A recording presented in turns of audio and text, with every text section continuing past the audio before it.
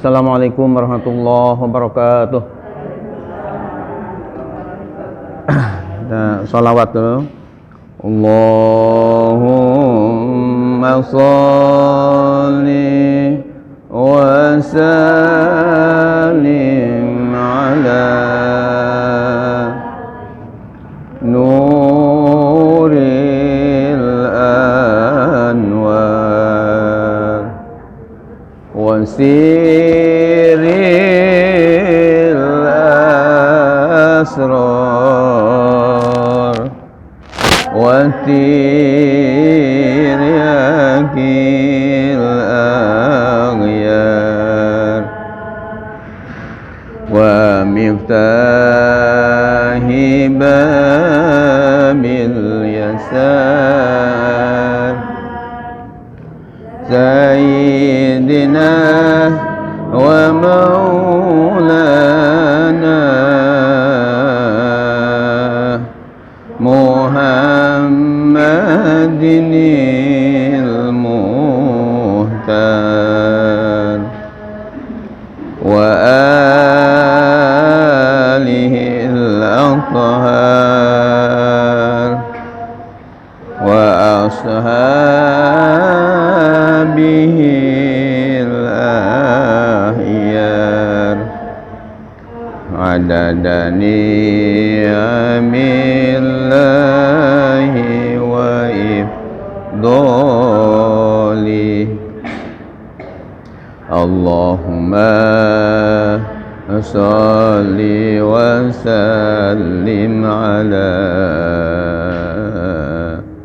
sayyidina wa maulana Muhammad adada ma fi ilmillah salatan daimatan bidawami mulkillah. Alhamdulillahirabbil alamin wa bihi nasta'inu ala amri dunya waddin wa ala alihi washabihi ajmain amma ba'du. Para ustaz dan ustazah yang saya hormati, yang saya muliakan, alhamdulillah kita bertemu kembali. Mudah-mudahan langkah kita yang positif ini dinyatakan sebagai langkah ibadah, amal soleh di hadapan Allah Subhanahu wa taala. Amin. Apalagi niatnya untuk talabul ilmi, sehingga mudah-mudahan dosa-dosa kita diampuni oleh Allah. Amin. Sebelumnya kita membaca umum kitab suratul Fatihah, mudah-mudahan barokah surah Al-Fatihah. Ilmu yang kita kaji walaupun tidak begitu lama tapi penuh berkah dan manfaat di dunia wal akhirah. Yang kurang sehat baik yang ada di sini, di rumah sakit, mudah-mudahan disembuhkan kembali segala penyakitnya oleh Allah. Yang meninggal dunia dari kalimat Islam mudah-mudahan min ahlil khair. Yang sedang usaha Allah mudahkan usahanya, yang sedang ada kesulitan Allah angkat segala kesulitannya, yang sedang belajar putra-putri kita, cucu-cucu kita, santri-santri kita mudah-mudahan belajarnya sukses, dan mudah-mudahan juga segala perjuangan khususnya untuk pesantren Darus Sholihin yang masih terus bangun, mudah-mudahan dimudahkan oleh Allah perjuangannya, yang wal bakab bal jariyah berinfak mudah-mudahan dibalas yang berlipat ganda oleh Allah. COVID-19 juga mudah-mudahan segera disirnakan bi barakati umil Quran. Al-Fatihah. A'udzubillahi minasyaitonir rajim. Bismillahirrahmanirrahim. Alhamdulillahirabbil alamin. Arrahmanirrahim. Maliki yaumiddin. Iyyaka na'budu wa iyyaka nasta'in. Ihdinas siratal mustaqim. Shiratal ladzina an'amta 'alaihim ghairil maghdubi 'alaihim waladdallin. Amin ya Allah ya rabbal alamin.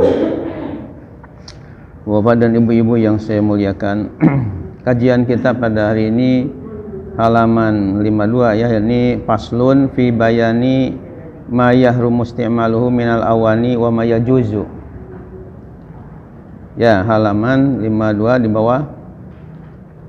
Diikuti semuanya. Bismillahirrahmanirrahim. Faslun fi bayani ma yahrumu isti'maluhu minal awani wa ma yajuzu wa la yajuzu isti'malu awani zahabi wal fiddati wa yajuzu isti'malu ghairihima minal awani. Kita terjemahkan dulu. Bismillahirrahmanirrahim. Paslun, sebuah pasal. Fi bayani, dalam menjelaskan.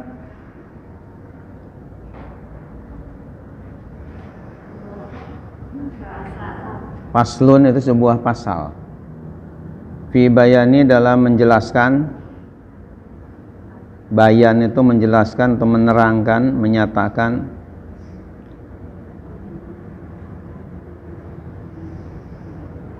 Ma yahrumu, sesuatu yang haram.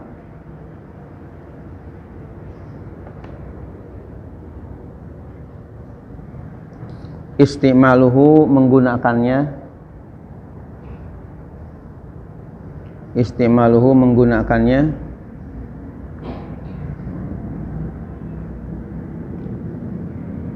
Minal awani, dari bejana-bejana.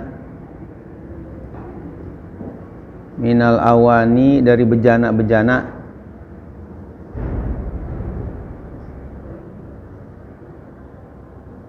Wa ma yajuzu, dan sesuatu yang boleh. Wa ma yajuzu, dan sesuatu yang boleh.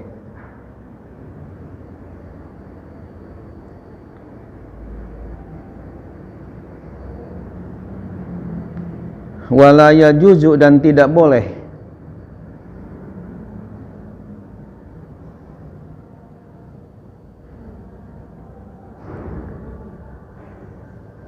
Isti'malu awani zahabi, menggunakan bejana-bejana dari emas.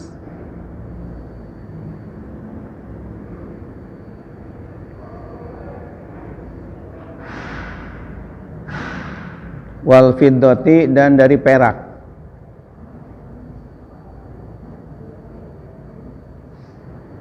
Wal fiddati, dan dari perak. Wa yajuzu, dan boleh.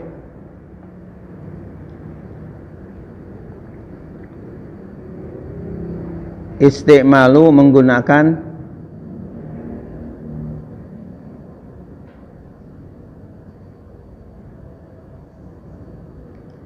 Ghairihima, selain keduanya. Keduanya, selain emas dan perak. Minal awani, dari bejana-bejana. Minal awani, dari bejana-bejana atau wadah-wadah. Waalaikumsalam warahmatullahi wabarakatuh. Itu ada satu lagi lekarnya. Tolong lekar ini dekat ini. Ya. Kasihan. Minal awani, dari bejana-bejana, ya.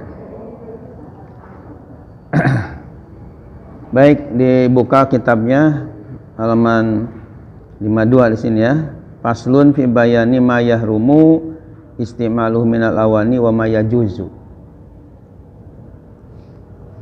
Ada ustazah di bawah, faslun ma yahrumu istimaluhu minal awani wa ma yajuzu. Tadi sudah kita baca bahasa Arabnya, kemudian kita sudah baca terjemahnya, kemudian sekarang giliran menguraikan atau menerangkannya, supaya Bapak Ibu hadir ke Majelis Ulama atau gedung Majelis Ulama ini, pulang dari sini dapat ilmu-ilmu yang bermanfaat, yang penuh berkah dari Allah Subhanahu wa ta'ala. Dan ketika Bapak Ibu datang ke sini, insya Allah ada beberapa hal yang positif ya. Yang pertama, selain ada pahala silaturahim, kemudian juga seolah-olah kita belajar mufradat, belajar kosakata dari bahasa Arab ini, ya. Walaupun udah gondrong, tapi ini tentu ada kosakata yang mungkin Bapak Ibu belum tahu, sehingga dengan belajar di sini menjadi tambah ilmu kita. Insya Allah. Nah, selain itu juga dengan ada penjelasan-penjelasan nanti, insya Allah akan menambah wawasan keilmuan kita yang sangat penting. Ditambah lagi nanti ada tanya jawab agama sebelum jam 2 selesai, ya kita akan berikan waktu untuk tanya jawab. Ini juga akan menambah wawasan keilmuan kita, sehingga mudah-mudahan masuk ke dalam hadis Nabi riwayat Imam Bukhari, man yuridillahu bihi khairan yufaqihu fiddin. Barang siapa yang Allah kehendaki menjadi orang yang terbaik, maka Allah akan pahamkan dengan mendalam baginya dalam masalah agama. Jadi dengan kita mendalami masalah agama ini, dinyatakan oleh Rasulullah sebagai orang khair, orang yang terbaik. Amin ya Allah ya Rabbal alamin. Baik, kita bahas pasal yang kita kaji ya pada hari ini. Fi bayani ma yahrumu isti'maluhu minal awani wa ma yajuzu. Yang pertama, ini untuk sekedar tambahan ilmu kepada Bapak Ibu yang saya hormati, mengenai penerjemahan lafadz ma ini harus hati-hati. Kenapa? Karena di dalam bahasa Arab itu ada lafadz yang sama, mim dengan ditambah alif, hurufnya menjadi ma, itu ternyata artinya tidak satu. Artinya tidak satu. Ya. Ada yang artinya adalah bimakna syai', yakni sesuatu, seperti yang tadi kita terjemahkan dalam menerangkan menjelaskan sesuatu. Itu ada bimakna syai'. Ada ma juga Bapak Ibu yang terhormat yang bimakna nafi atau nafiyah, yakni artinya itu meniadakan. Misalnya ya wa ma min ilahin illallah, wa ma min ilahin illallah, tidak ada Tuhan kecuali Allah. Ma di situ artinya ma nafi, yakni artinya tidak ada. Kemudian juga ada ma istifhamiyah. Ini sebagai wawasan aja tambahan, karena memang ada nyangkut masalah ma di sini. Ada ma istifhamiyah itu artinya ma interrogatif untuk bertanya. Misalnya ketika kita berjumpa dengan seseorang yang belum kenal, biasanya kita nanya ma ismuka, mas muka, ya diwasolkan jadi kayaknya pendek. Padahal tulisannya itu ma ismuka. Kalau kepada perempuan ma ismuki. Itu ma di situ bukan artinya sesuatu, bukan artinya tidak, tapi siapa namamu. Mas muka, siapa namamu. Jadi ma di situ disebutnya ma istifhamiyah, untuk bertanya. Ada lagi ma ta'ajubiyah, ya. Jadi dalam bahasa Arab itu tulisannya persis sama, tapi maknanya itu beda-beda. Ada ma ta'ajubiyah. Ma ta'ajubiyah itu adalah ma yang artinya alangkah. Misalnya dalam bahasa Arab ada kata-kata ma ahsana hazal manzoro, alangkah indahnya pemandangan ini. Di situ ma ahsana bukan artinya sesuatu yang lebih baik atau tidak sesuatu yang lebih baik, tapi ma ahsana artinya alangkah indahnya. Alangkah indahnya. Cakep banget misalnya. Bahkan di dalam kitab itu saya baca ada sebuah syair yang menurut saya bagus sekali. Syairnya dikatakan di situ ada kaitan dengan ma ta'ajubiyah, itu adalah ma ahsanad dina wad dunya idajtama'a wa akbahal kufra wal aplasa birrajuli.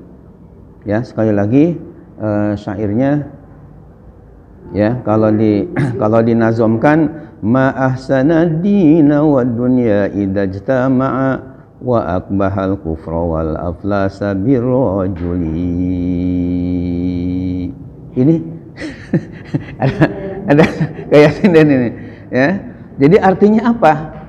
Ma ahsan. Di situ sepakat ulama ahli tata bahasa, maknya itu ma ta'ajubiyah, alangkah indah.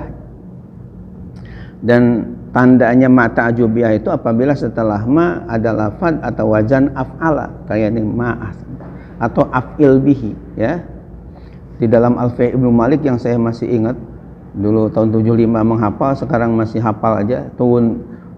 Di bab ta'ajub itu ada bait yang berbunyi bi af'alan tik ba'da ma ta'ajuba auji bi af'il qabla majrurin biba. Sekali lagi baitnya bunyinya bi af'alan tik ba'da majrurin biba ya. Bi af'alan tik ba'da ma ta'ajuba auji bi af'il qabla majrurin biba. Jadi bi af'alan tik dengan wazan af'ala, intik ucapanlah olehmu ya. Ma af'al. Jadi ma ahsan, alangkah indah, alangkah elok, alangkah bagusnya. Ad-dina wa dunya idajtama'a. Din agama wa dunya dan dunya idajtama'a apabila keduanya berhimpun. Artinya ketika seseorang din agamanya mantap bagus, Al-Qur'annya 30 juz hafal, Alfiah yang kalau lebih 1000 bait hafal, dia juga jadi dosen, dia juga kitab-kitab kuningnya gundulnya menguasai, tahajudnya luar biasa. Pokoknya keagamaannya mantap ya, ditambah lagi dunianya cukup, dunianya kaya raya. Katakanlah uangnya sampai berlipat-lipat, rumahnya bertingkat-tingkat, mobilnya mewah mengkilat, punya istri cantik memikat ya, walaupun hanya baru satu ya. Ya kalau shopping gak mau ke Ciputat, mau ke Amerika Serikat, setiap hari makanan yang lezat-lezat kayak kue donat dan kayak ketupat dan kue donat. Ini artinya di agamanya mantap, terhormat, dia punya jabatan tinggi ya. Tangannya diciumin ya, punya pesantren dan sebagainya, santri-santri banyak, ditambah lagi dunianya juga cukup memadai, punya rumah, punya ini, punya itu, pokoknya enggak berkekurangan misalnya. Ini orang yang semacam inilah yang sangat indah, yang sangat elok, karena insyaallah fid dunya hasanah wa fil akhirati hasanah wa qina azabannar. Sudah di dunia bahagia, di akhirat surga. Itu kan suatu yang luar biasa. Tapi lanjutannya syair tadi, wa akbahal kufra wal aplasa birajuli. Dan akbah ini atap kepada ma'ahsana tadi, ay wa ma'akbah, dan alangkah buruknya. Qobih itu kan buruk ya, ugly bahasa Inggrisnya. Jadi buruk, bad ya, artinya yang tidak bagus. Al kufra, hidupnya kufur, wal aplasa, muflis itu orang yang palit, orang-orang yang bangkrut, tidak punya apa-apa. Sudah kufur kepada Allah, di akhirat diancam dengan api neraka jahanam. Innalladzina kafaru min ahlil kitabi wal musyrikina fi nari jahannama khalidina fiha ulaika hum syarrul bariyah. Orang-orang yang kufur dari kalangan ahlul kitab Yahudi Nasrani dan orang musyrik, mereka akan menjadi penghuni api neraka jahanam, kekal selama-lamanya mereka di dalam api neraka jahanam, dan mereka adalah makhluk-makhluk Allah di dunia yang paling buruk. Itu kan dengan kufur itu hina sekali. Ditambah aplasa, bangkrut, tidak punya harta, tidak punya apa-apa, hidup di kolong jembatan ya, makan aja mengemis ya, pakaian compang-camping bari bau, enggak pernah dicuci 7 mulut. Kalau hujan kebocoran, malam gelap gulita. Hidup seperti itu kan di dunia sengsara, di akhirat api neraka. Jadi enggak ada bahagia sama sekali. Nauzubillah min. Nah, mudah-mudahan kita semua termasuk yang pertama tadi. Ya, agamanya mantap, ngajinya rajin, menjadi alim, ditambah lagi kita di akhiratnya surga. Amin ya Allah ya Rabbal. Nah, itu ma'ahsana, sebutnya maknya ta'ajubiyah. Jadi ketika menerjemahkan lafaz bahasa Arab itu tidak sembarangan. Nah, mungkin di antara Bapak Ibu ada yang bertanya, Pak Kiai, untuk mengetahui ini maknya masuk ke nafiyah ma isim nakirah bimana syai atau ma istifhamiyah atau ma ta'ajubiyah, bagaimana caranya? Ya caranya kita lihat dari siyakul kalam, dari konteks pembahasannya. Ini kira-kira diterjemahkan tidak cocok nggak? Fi bayani ma yahrumu, dalam menerangkan tidak haram menggunakannya dari bicaranya dan tidak boleh. Ini tentu tidak pas, apalagi istifhamiyah dan yang lain. Jadi dilihat konteks bahasannya sedang cocoknya kemana ini masuk, ya. Itu makanya harus teliti dan hati-hati, karena menerjemahkan keliru nanti kesimpulannya akan keliru pula. Yang kedua, sebelum menerangkan isi daripada pasal ini, walaupun ini singkat tapi insya Allah padat, ya. Mungkin di antara Bapak Ibu ada yang bertanya-tanya juga, kok di atas alif kayak ada huruf domah kecil. Ini apa tujuannya atau maksudnya? Ada nggak? Di atas istimaluh itu justru bukan kasroh, tapi ada kayak domah kecil. Maksudnya udah pada paham? Belum? Perlu dijelaskan? Ya, jadi ini bukan karangan saya ya, tapi karangan ulama Abu Syuja al-Asfahani. Ditulis ada kayak domah kecil di atas alif, bukan artinya di sini domah. Ustazah Rukaya udah paham maksudnya apa? Ini kan sebenarnya bukan domah ini. Sebab kalau domah ustimalu itu berat sekali, maka masa ustimal ya ya yang di atas alif ini kan ada kayak domah kecil. Itu sebenarnya bukan domah. Ya, yang benar ini adalah huruf sod kecil, huruf sod ya kecil, sebagai isyarat bahwa alif atau hamzah pada lafaz istimaluh itu adalah hamzah wasol. Karena huruf alif atau hamzah itu dalam bahasa Arab ada dua macam. Ada sebutnya hamzah wasol, ada hamzah koto. Hamzah wasol, ada hamzah koto. Ini ada sedikit nyangkut dengan tata bahasa.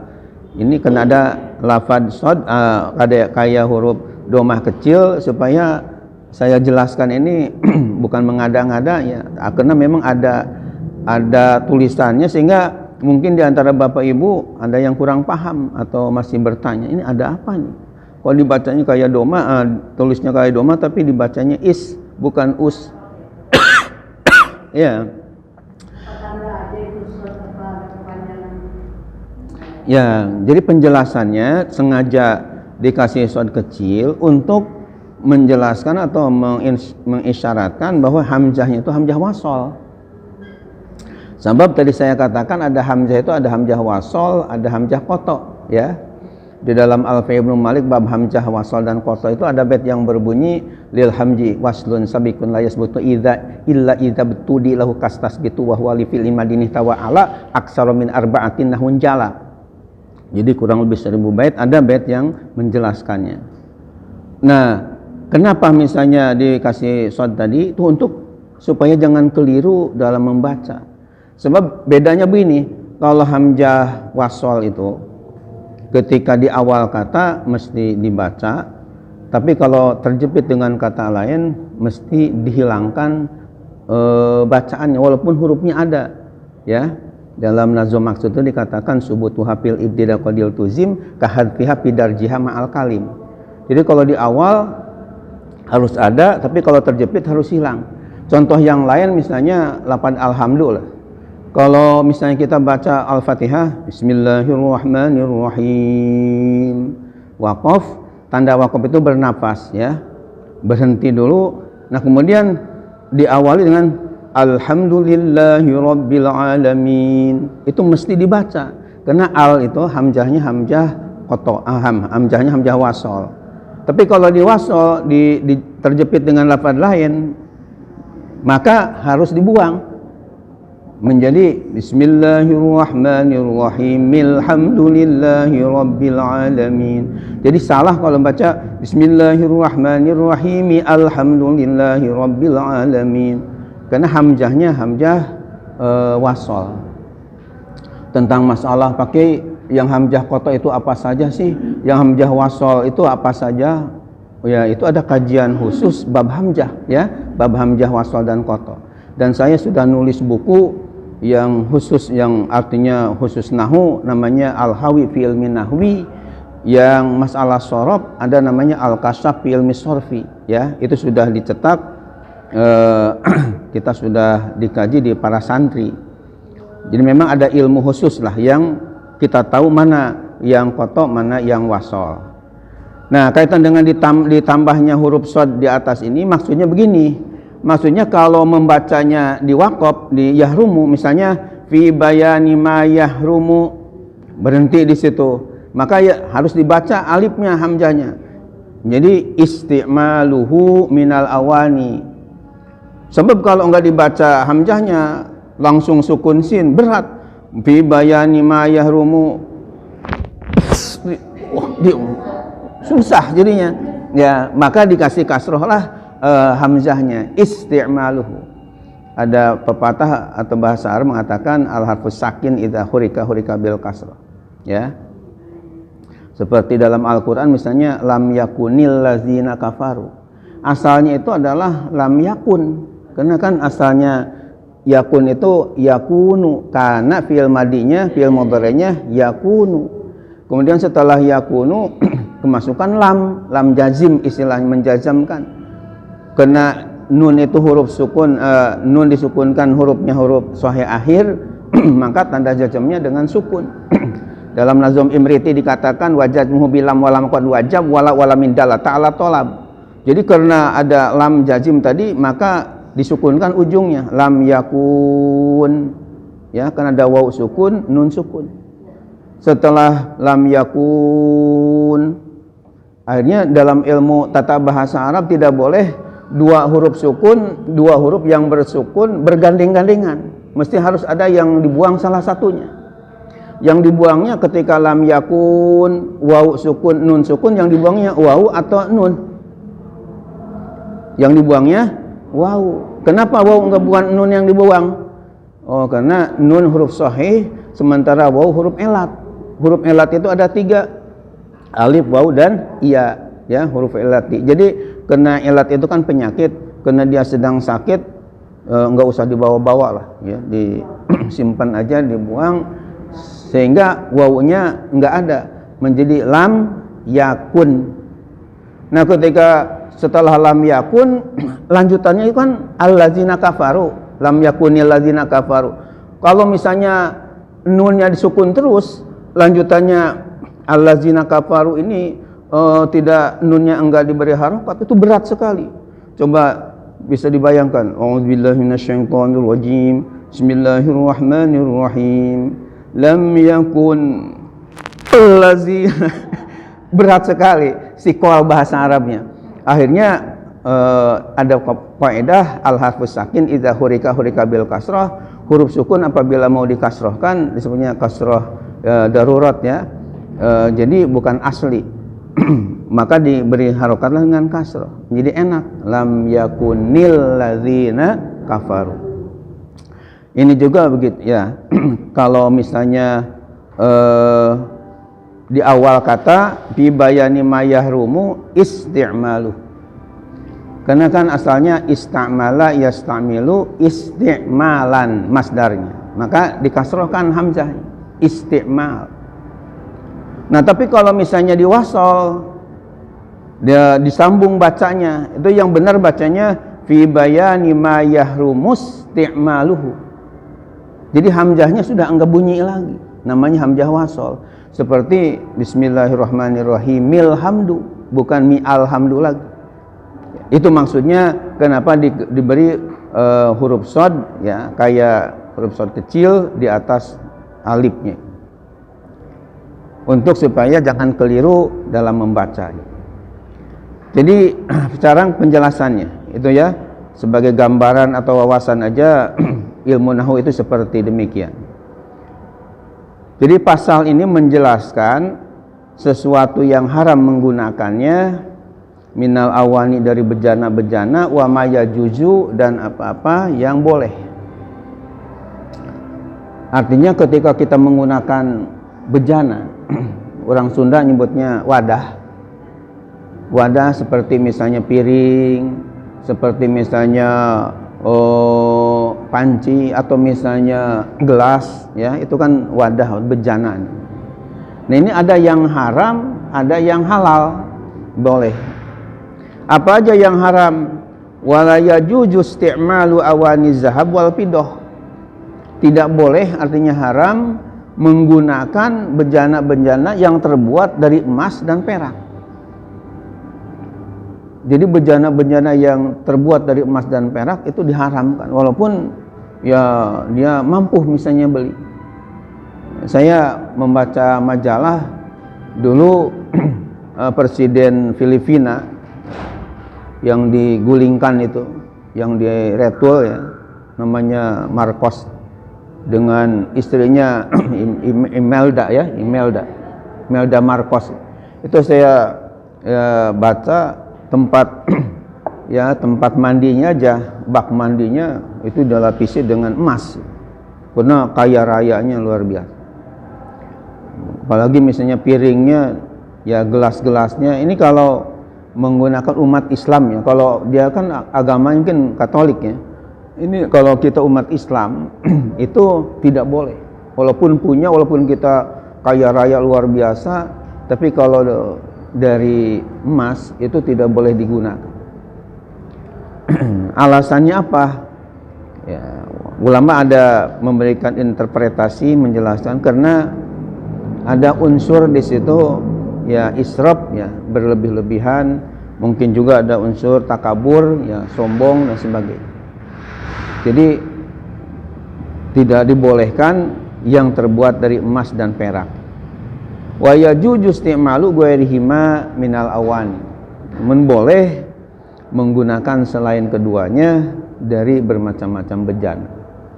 Jadi artinya untuk emas dan perak ini baik bagi laki-laki maupun perempuan itu tidak boleh digunakan bejana dari emas dan perak.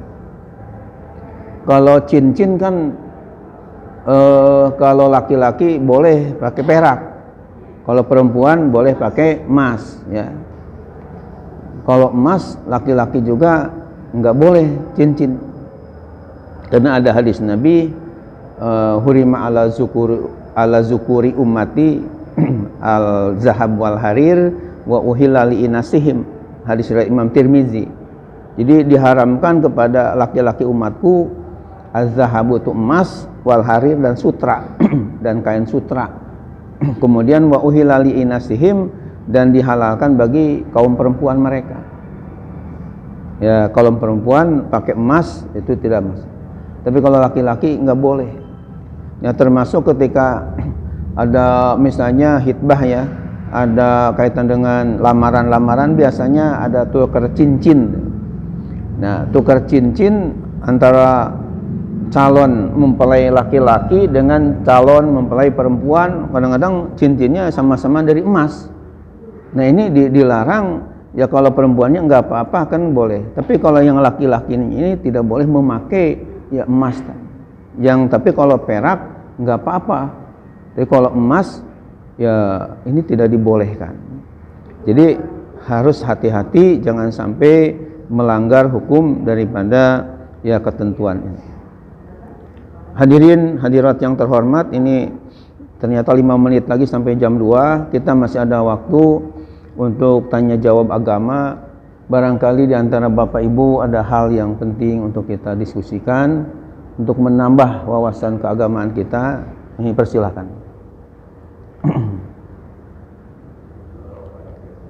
Silakan Pak Ustaz Sofyan, ada Mustafa, ada yang ditanyakan?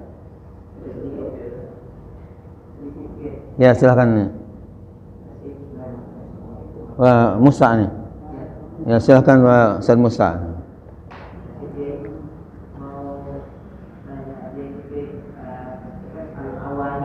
Ya. Ya. Jadi ya itu aja pertanyaannya. Baik, mungkin ditampung dulu. Yang kedua dari ibu-ibu ada yang bertanya? Kalau enggak ya satu aja ya. Tapi kalau ada dua, Ibu Ustazah Hasanah silahkan.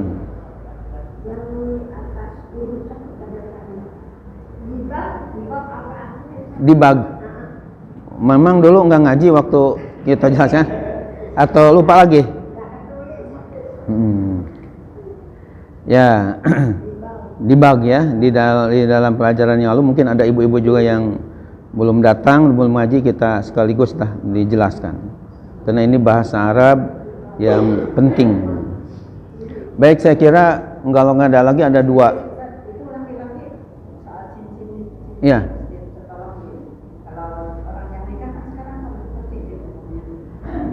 Cincinnya emas atau perak? Emas. Iya, makanya kita ingatkan nggak boleh yang pakai emas. Misalnya ketika silakanlah tukar cincin misalnya untuk tanda sudah ada yang memiliki ya, walaupun tidak harus seperti itu, tidak ada syariatnya lah. Tapi itu mungkin karena budaya saja. Nah, kalau misalnya harus tukar cincin, maka diingatkan untuk laki-lakinya itu yang dari perak. Jangan sama-sama dari emas. Pokoknya yang namanya emas nggak boleh, harus perak aja. Ya.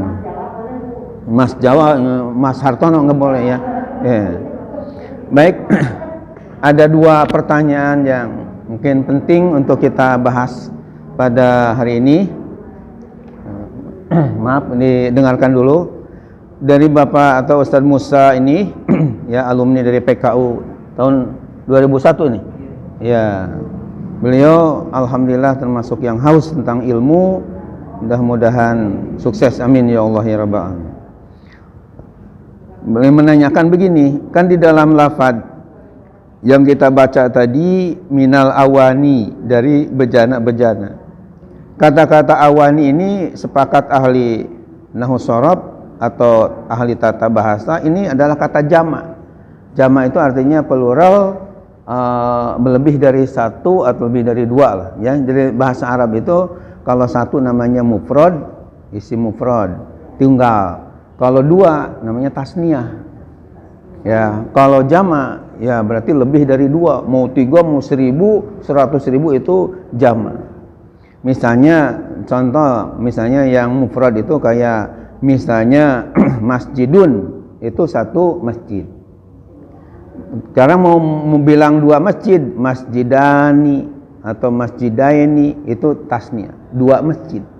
Dan untuk bilang beberapa masjid, masajidu itu beberapa masjid. Jamak dari masjidun masajid. Mau bilang madrasah, satu madrasah sekolahan, madrasatun. Mau dua, madrasatani atau madrasataini. Ketika nasab dan jar itu pakai iya. Ketika rofa, madrasatani alif dan nun. Nah, ketika jamak beberapa madrasah, madarisu. Jadi madrasatun satu, madaris beberapa madrasah, banyak. Dan jamak itu sebagai tambahan aja ya, karena menyebut jamak dan mufrad tadi, ada kalanya ada jamak li ziyadah, ada jamak li nukson, ada jamak ala hadin sawa. Artinya ketika menjamakkan suatu lafaz itu ada kalanya bertambah dari lafaz mufradnya. Lafaz mufradnya misalnya 3, ketika jamakkan menjadi 4 hurufnya. Contoh misalnya seperti seperti kolamun pena atau pulpen. Kolamun hurufnya berapa? 3, qaf, lam, mim. Nah, ketika tasniyahnya kolamaini atau kolamani 2. Nah, ketika jamaknya menjadi aqlamun. Kan lam nambah, kolamun jadi aklamun, alif, qaf, lam, alif, mim. Jadi berapa? Jadi 5. Yang tadinya 3 ketika mufrad, jamaknya menjadi hurufnya jadi 5. Itu namanya biziyadah, menambah dari lafaz mufrad. Tapi ada kalanya justru bin nukson mengurang. Katakanlah hurufnya ketika mufradnya 4, ketika dijamakan malah jadi 3 hurufnya. Itu istilah uniknya bahasa Arab ini. Contoh misalnya seperti lafaz kitabun, sebuah kitab. Kitabun, kaf, ta, alif, ba. Itu satu kitab. Istasniahnya kitabani atau kitabain.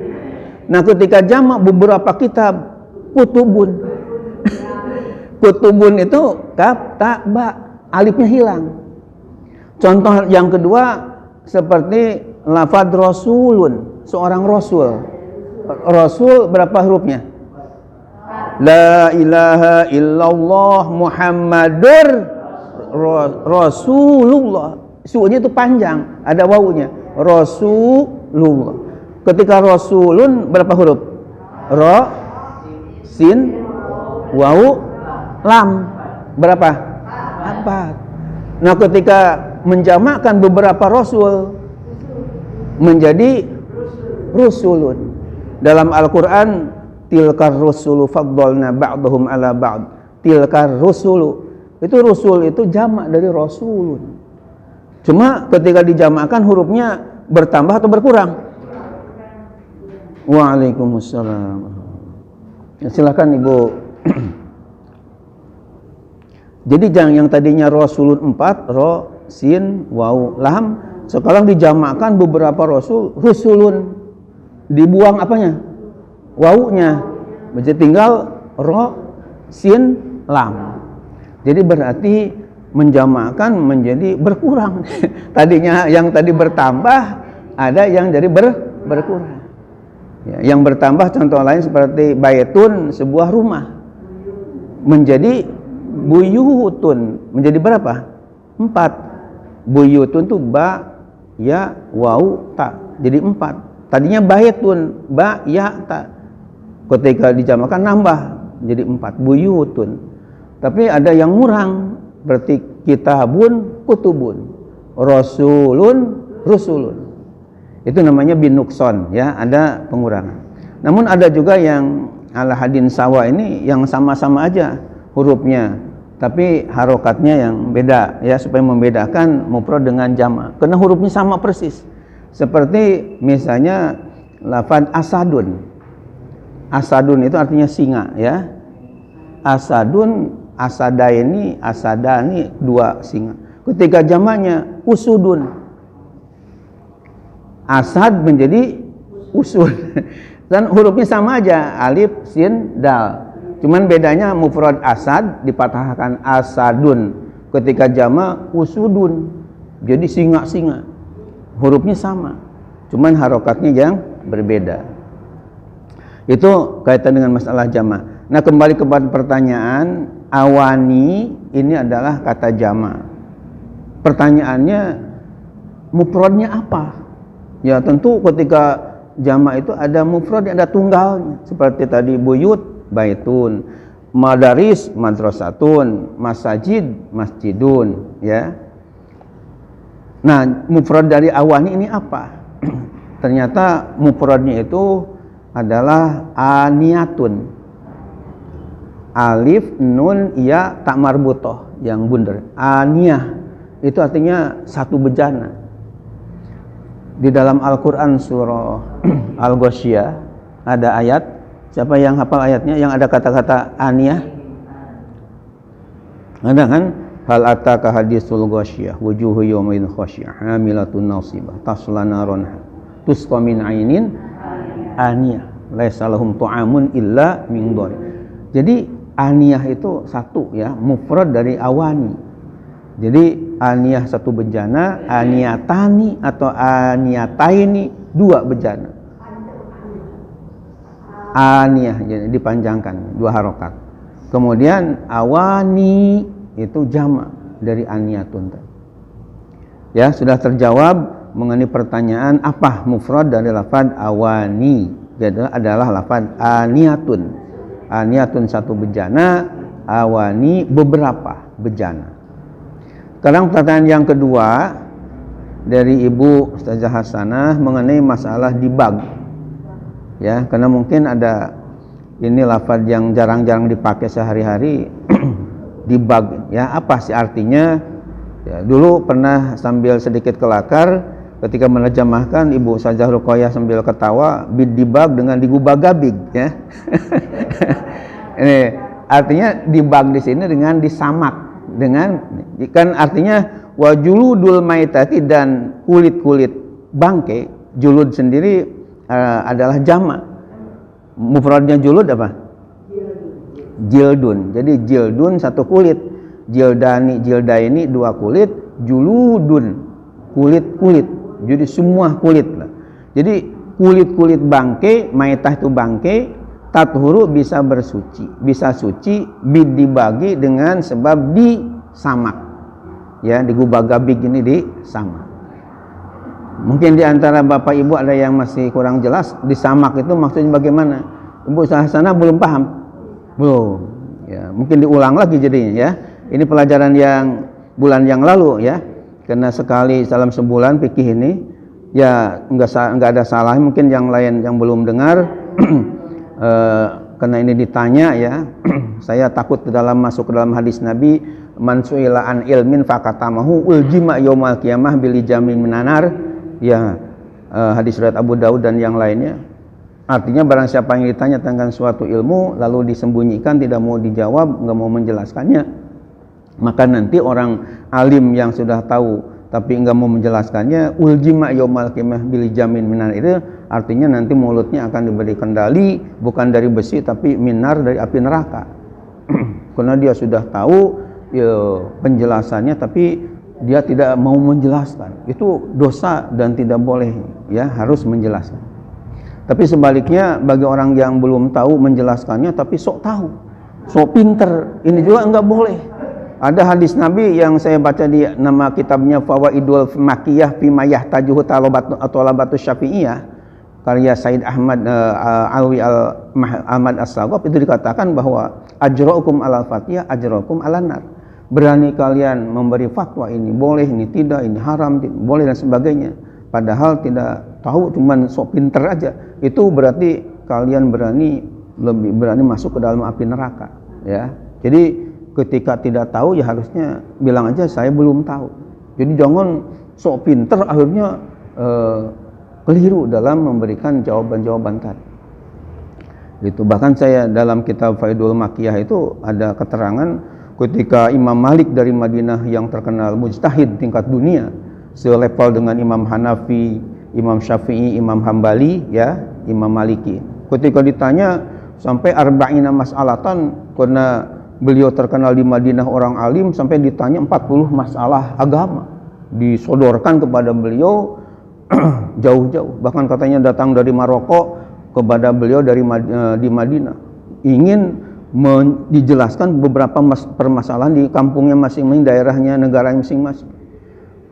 Fa'ajabal arba'ah wa qala fil baqi anala adri.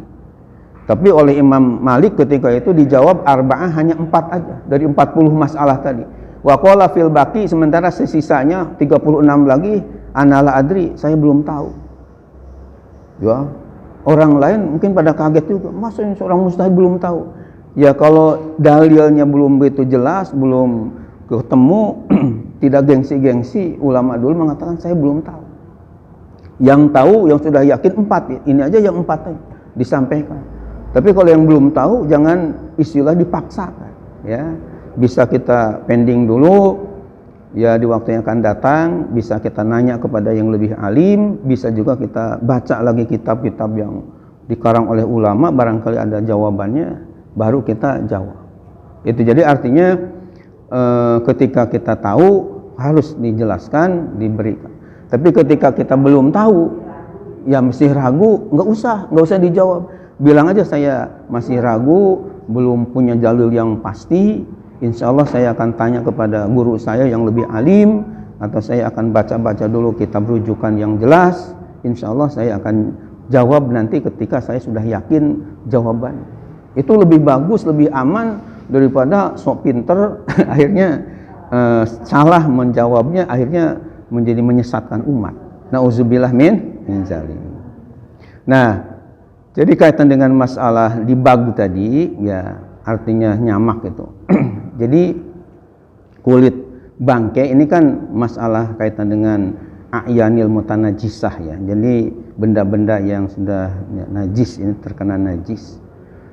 Jadi biasanya dulu mungkin saya pernah menerangkan bahwa ketika ada banjir di sebuah, misalnya ada kali besar ya, kebetulan saya kemukakan ya, rumah saya di ya Karawang itu di belakangnya ada kali yang besar.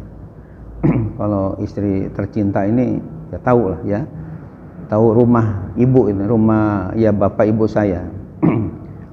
Jadi ketika ada misalnya banjir besar itu biasanya ada bangkai kambing misalnya yang ikut di sampah, jedungan sampah-sampah itu suka ikut. Nah, kalau misalnya ingin kulitnya si kambing tadi, kan kalau anjing mah kan anjing tetap aja enggak, walaupun disamak enggak bisa suci ya. Jadi ini yang kayak kambing itu kerbau yang boleh cangkirnya ketika enggak menjadi bangkai biarlah disembelih dan dimakan dagingnya. Nah, ketika jadi bangkai mungkin karena hujan atau katakanlah ada terendam dan sebagainya sehingga mati. Nah, kulitnya itu bisa suci, bisa kita pakai sajadah dan sebagainya manakala sudah disamak. Nah, cara nyamaknya itu diseset, artinya diambil hanya kulitnya aja, yang lain-lainnya jeroan itu ini dibuang lagi, tinggal kulitnya ya. Kayak kalau lebaran, kalau misalnya Idul Adha kan kulit-kulitnya sudah diseset, sudah dipisah. Nah, kalau yang udhiyah itu lebaran kurban itu kan bukan dari bangkai ya, jadi udah bisa bersihkan ya, suci lah.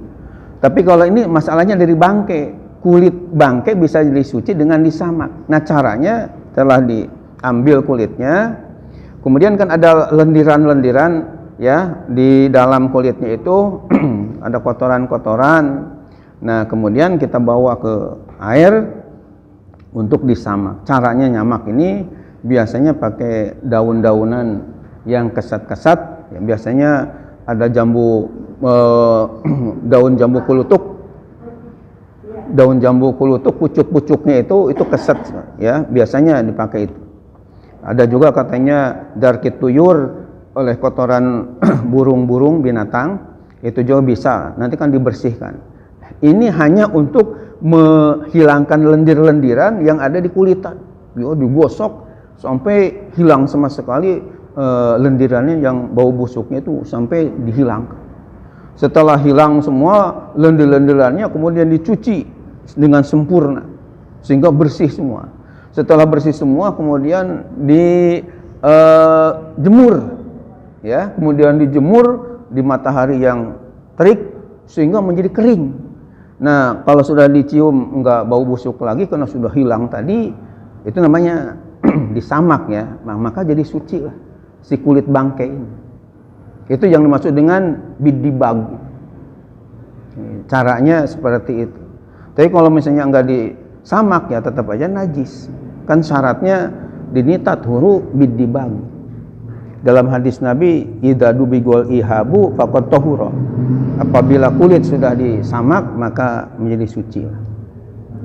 Demikian penjelasannya, mudah-mudahan bermanfaat dan ilmu kita selalu bertambah. Amin ya Allah ya Rabbal alamin. Karena sudah lebih dari jam 2, kita akhiri dengan doa. Allahumma rahamni bil Quran.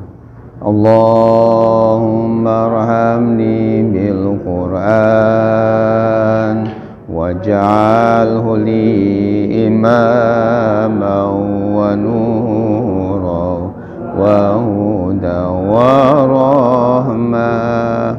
Allahumma zakirni minhu ma nasitu alimni minhu ma jahiltu warzuqni tilawatahu ana alaihi wa atrafan nahar waj'al ya rabbal alamin. Subhanakallahumma bihamdika asyhadu an la ilaha illa anta astaghfiruka wa atubu ilaik. Alhamdulillahirabbil alamin. Jadi insyaallah kita di tahun depan akan belajar tafsir Al-Qur'an di Senin pertama. Ya, Senin pertama bulan Januari tahun 2022. Mudah-mudahan pada sehat semua, panjang umur semua. Insyaallah kita ketemu lagi dalam kajian tafsir Al-Qur'an, tafsir Al-Kautsar. Mudah-mudahan istiqomah semua, tidak ada halangan untuk kita belajar lagi. Demikian, mohon maaf lahir batin dan terima kasih infaknya untuk pesantren ya. Mudah-mudahan dibalas yang lipat ganda oleh Allah. Akhirul kalam, assalamualaikum warahmatullahi wabarakatuh.